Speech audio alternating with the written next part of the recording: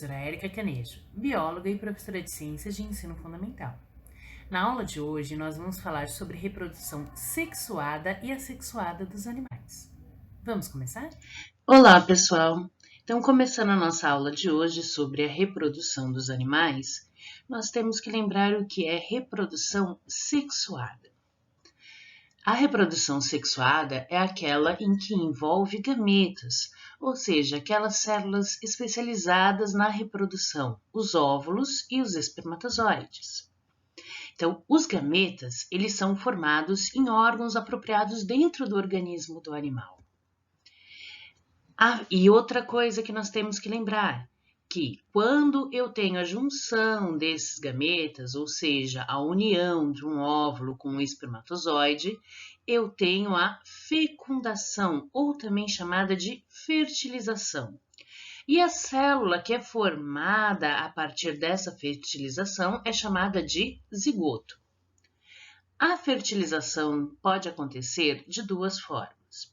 Ela pode ser externa, quando o macho e a fêmea, eles depositam os seus gametas, ou seja, os óvulos e espermatozoides no ambiente, e esses óvulos e espermatozoides se encontram no meio externo.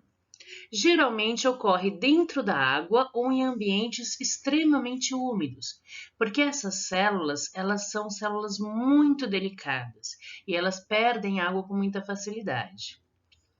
Outro tipo de fertilização é a fertilização interna. É aquela em que o macho ele vai depositar os espermatozoides no interior do corpo da fêmea. Após a fertilização e a consequente formação do zigoto, ele começa seu processo de desenvolvimento através de sucessivas divisões celulares. A partir deste momento, ele começa a ser chamado por um outro nome. Ele recebe o nome de embrião. Os animais, eles podem ser classificados de diversas formas de acordo com o seu tipo de reprodução, que é o que nós vamos começar a ver agora. Então, entre os animais, nós temos aqueles que nós chamamos de ovíparos. Os animais ovíparos são aqueles que põem ovos após o processo de fertilização. Dentro de cada ovo, nós temos um embrião e uma reserva de nutrientes. Essa reserva nutritiva que vai ser responsável por alimentar esse embrião durante todo o seu desenvolvimento dentro do ovo. Outra característica bem interessante desses animais é que nas espécies terrestres, as cascas dos ovos são formados por carbonato de cálcio. Esse carbonato de cálcio, ele permite que esses ovos eles sejam resistentes e impedem que ele perca água. Então, impede a passagem de água do embrião para o meio externo. Mas uma outra característica muito interessante do carbonato de cálcio é que ele permite a passagem dos gases. Então, o oxigênio consegue atravessar essa casca para que o embrião ele consiga fazer aquele processo de respiração celular para a produção de energia e, consequentemente, eliminar o gás carbônico que é produzido. Entre animais ovíparos, eu posso colocar como exemplo os insetos, os répteis, as aves, né? Outro grupo de animais são os animais vivíparos. Animais vivíparos são aqueles que, após o processo da fertilização, a fêmea ela vai manter o embrião dentro do corpo dela. Então, esse processo de desenvolvimento de embrião ocorre dentro do corpo da fêmea, que é o que nós chamamos de gestação. O embrião ele vai se desenvolvendo dentro de um órgão especial, que é o chamado útero, até que ele esteja pronto para o nascimento. Durante essa gestação, o embrião ele é alimentado, ele é nutrido pelo corpo da mãe através de uma estrutura chamada de placenta. Entre os animais vivíparos, nós podemos destacar os mamíferos. Então, nós, seres humanos, os cães, gatos, elefante, né? Então, os mamíferos são exemplos de animais vivíparos. E nós temos os animais ovovivíparos. Esses animais têm fertilização interna e as fêmeas são capazes de produzir ovos. Só que esses ovos ficam dentro do corpo até o momento do nascimento. Nesse caso, a nutrição do embrião, ela vai vir da reserva de nutrientes que tem dentro do ovo, que é formada dentro do ovo. Entre exemplos de animais ovovivíparos, nós temos os tubarões, os cavalos marinhos e o ornitorrinco. Mas alguns animais, eles também podem se reproduzir de forma assexuada. Lembrando, reprodução assexuada é aquela onde eu não tenho formação de gametas, então não existe óvulo nem espermatozoide. Os indivíduos são formados a partir das divisões celulares de um único organismo. Uma das formas de reprodução assexuada é o brotamento.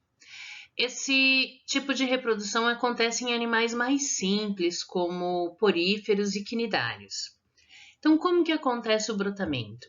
Ocorre a formação de um broto, pequeno broto na parede do corpo do animal, e esse broto começa a sofrer diversas e sucessivas divisões celulares e vai se desenvolvendo. Quando ele atinge um determinado tamanho, ele pode seguir dois caminhos. Ele pode se desprender do corpo desse animal que o formou, que o originou, e ter uma vida completamente independente, ou ele pode se manter junto com esse animal e formar o que nós chamamos de colônias. Entre animais que sofrem reprodução por processo de brotamento, nós temos as esponjas, do grupo dos poríferos, e entre os quinidários temos as cidras, as anêmonas do mar, elas também sofrem reprodução por brotamento. Outra forma de reprodução assexuada é o que nós chamamos de regeneração.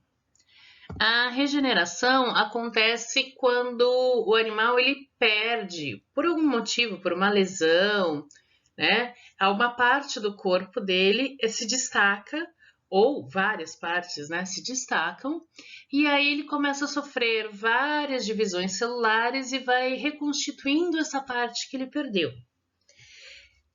O exemplo nós temos, por exemplo, aqui a estrela do mar.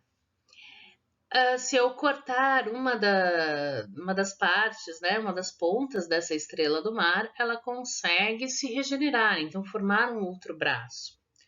Dependendo da onde ocorre essa ruptura desse braço, se pegar uma parte, por exemplo, do anel central dessa estrela do mar, esse mesmo braço ele também consegue se regenerar e formar uma nova estrela. Essas formas de reprodução, tanto sexuada quanto assexuada, têm uma relação com a variabilidade genética desses animais.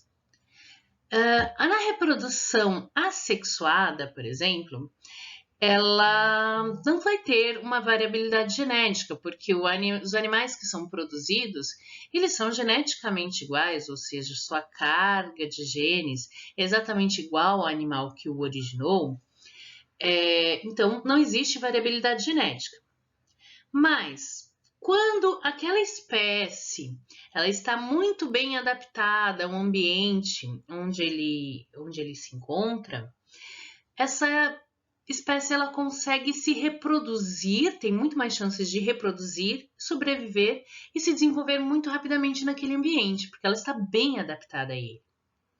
Uma desvantagem na reprodução assexuada é que se acontecer alguma alteração ambiental na qual aquele organismo, aquela espécie não esteja adaptada, a espécie pode simplesmente desaparecer. Agora, na reprodução sexuada, eu já tenho uma variabilidade genética muito grande.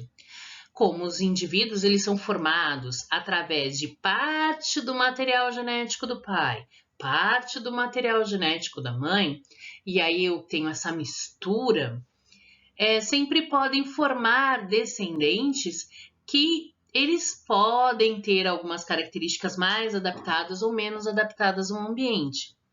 Então, por exemplo, se tiver uma mudança ambiental, alguma alteração ambiental, Alguns organismos talvez não estejam adaptados e não sobrevivam, mas podem ter outros que, pela sua constituição genética, pelas suas características, eles consigam sobreviver naquele ambiente e aí sim ele consegue se desenvolver e reproduzir descendências e passar essa informação, né, passar essa adaptação aos seus descendentes.